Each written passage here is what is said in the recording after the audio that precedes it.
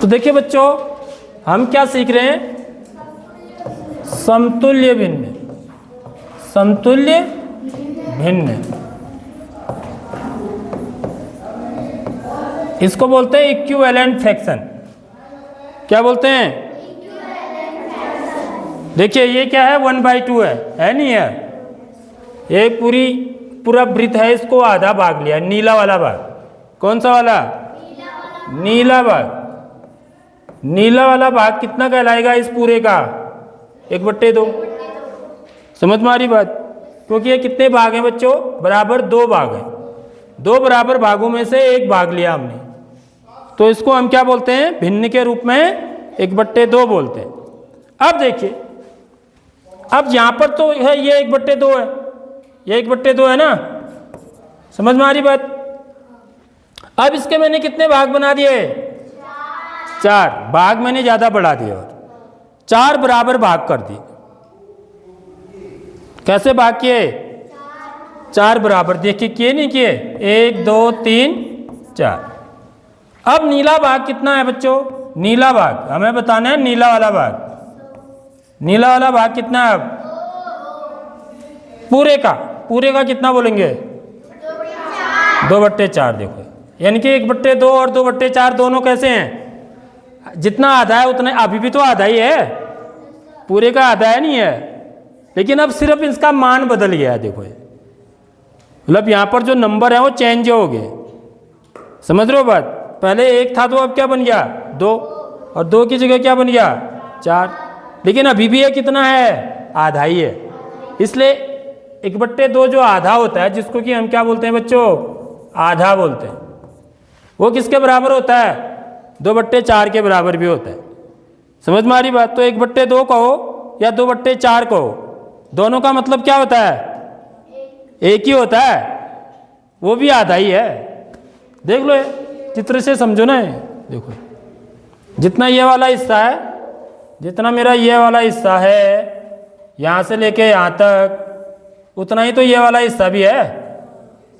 यहाँ पर मैंने क्या कर दिया, जरा इससे ज़्यादा बढ़ा दिए। समझ में आ रही बात? यहाँ पर पूरे, ये माना एक पूरी रोटी है समझो आप, यहाँ पर इसके 2 ही हिस्से किए थे बराबर। अब यहाँ पर कितने हिस्से कर दिए बराबर? 4 हिस्से कर दिए। समझ में आ रही बात? अब ये वाला जो नीला वाला भाग है वो क्या कहलाएगा? 2/4 कहलाएगा। लेकिन अभी भी तो ये पूरे का आधा ही है ना? है की बात समझ में? यानी कि आधे के ही बराबर है। इसी को समतुल्य भिन्न कहा जाता है। समझ रहे हो बात? समतुल्य भिन्न क्या होता है? अब देखिए यहाँ पर फिर इसके कितने भाग कर दिए? और भी छोटे कर दिए। देखो समझ रहे हो? और भी छोटे कर दिए। और कितने भाग बना दिए इसके? देखिए 1 2 3 4 5 6, 6 बराबर भाग बना दिए। ठीक है। अब हमारे नीले भाग कितने हैं? नीले भाग 4 है। 1 2 3, अभी भी आधा है तो आधा ही है अभी भी। लेकिन अब इसको क्या बोलेंगे? इस नीले वाले भाग को इस पूरे का कितना बोलेंगे? कुल भाग कितने हैं? 6। कुल भाग को कहाँ लिखते हैं? हर में।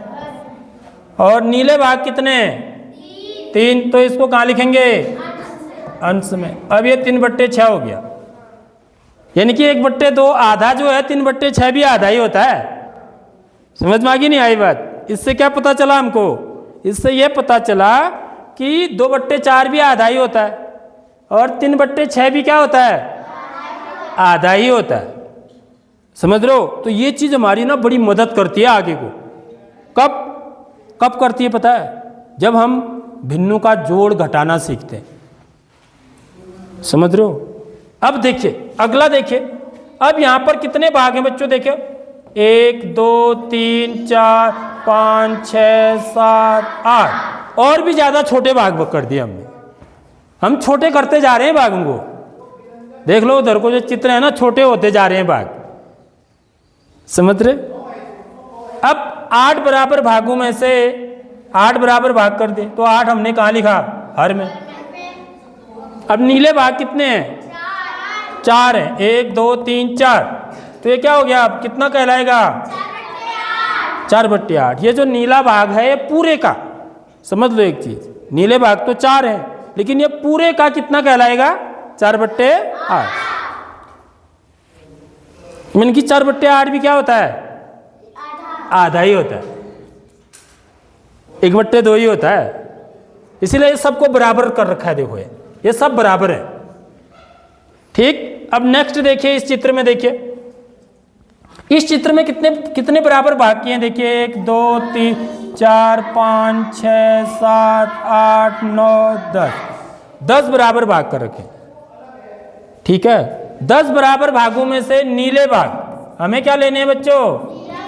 नीले भाग पूरे के कितने हैं?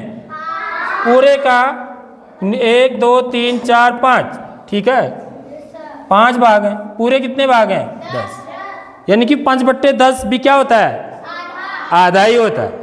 मेरी बात आ गई समझ में? ये समतुल्य भिन्न को समझ लो, समतुल्य भिन्न का क्या मतलब होता है। अगला देखिए आप, अगले चित्र में यहां पर कितने भाग कर रखे हैं? देखिए 1 2 3 4 5 6 7 8 9 10 11 12 बराबर भाग हैं। देख लो ये बिल्कुल बराबर हैं, ये भाग जो है ना सारे बराबर हैं, ठीक है। तो कुल भाग कितने हैं? 12। और 12 में से नीले भाग कितने हैं? 1 2 3 4 5 6। तो ये नीला भाग इस पूरे का कितना कहलाएगा? 6/12। तो इससे क्या पता चला हमको कि 6 देखो अभी भी आधा ही है ना, देखो इससे क्या पता चला हमको कि 6/12 भी क्या होता है? आधा ही होता है, 1/2 ही होता है। मेरी बात आ गई बच्चों समझ में? तो अब देखो, अब जरा सा हम यहाँ पर इस पर जाएं ध्यान पर। अब मैं बार बार यदि मुझे समतुल्य भिन्न बनाने हैं, किसी भिन्न के समतुल्य भिन्न निकालने हैं, तो मैं बार बार ऐसे चित्र थोड़ी बनाऊंगा ना, समझ रहे हो बात? ये तो समझाने के लिए है, ये पहले समझना है आपको। ये समतुल्य भिन्न कैसे क्या होते हैं वो समझाना है आपको, ठीक है। तो बार बार हम फिर ऐसी चित्र नहीं बनाएंगे। हम क्या देखेंगे? हम देखेंगे कि ये बन कैसे रहे हैं। समझ रहे हो बात? कैसे बन रहे हैं? देखो यहां पर आप नहीं देख रही हैं, सिर तो हिला रहे हो तुम, लेकिन देखे नीचे हो, तो धोखा नहीं दे सकते आप, ठीक है। यहां पर देखेंगे आप ध्यान से, फिर बाद में बोलोगे हमको नहीं आ रहा है सवाल। तो कैसे आएगा भैया? जिसमें बताया जा रहा है उस समय हम देखते ही नहीं है ध्यान से।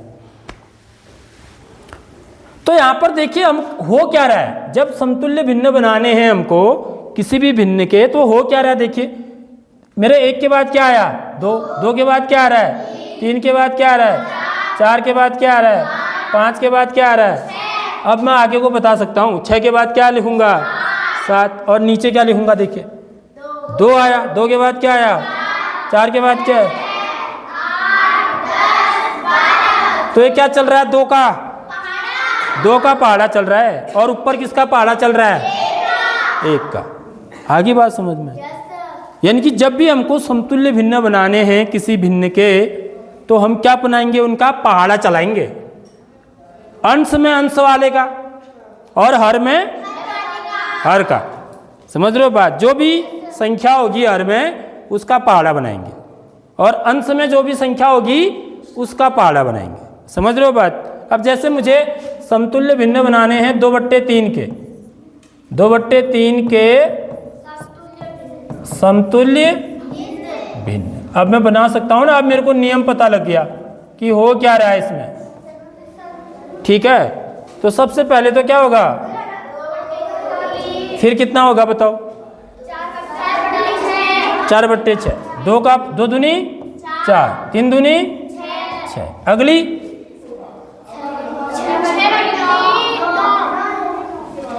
2 दूनी 4, 2 3 6, 3 3 9। समझ में आ रही बात? अगला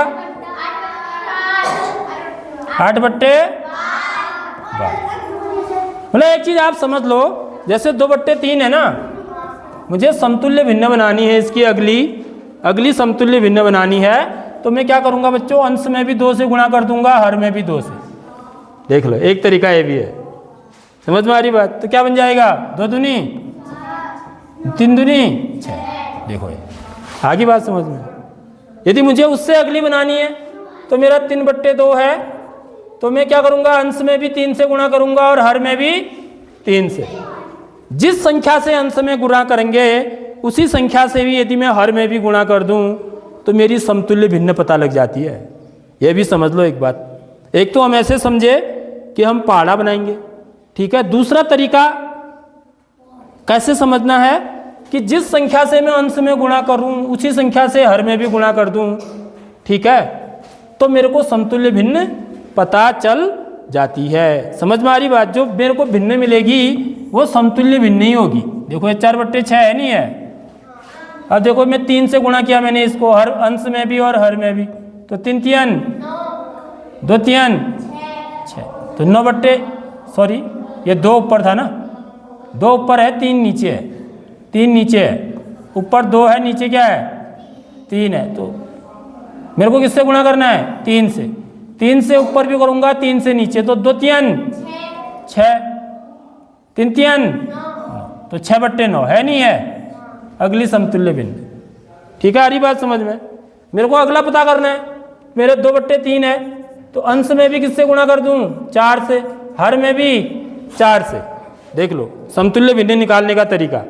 जिस संख्या से अंश में गुणा करना है, मेरे को किसके समतुल्य भिन्न निकालनी है, 2/3 की, तो जिस संख्या से अंश में गुणा करेंगे, अंश माने ऊपर, उसी संख्या से नीचे हर में भी कर देंगे। 4 से ऊपर भी, 4 से नीचे भी, ठीक है। तो मेरा क्या आ जाएगा उत्तर, 2 चको 8, 3 चको 12। देखो 8/12 आ रही नहीं आ रही है, समझ आ गई बात।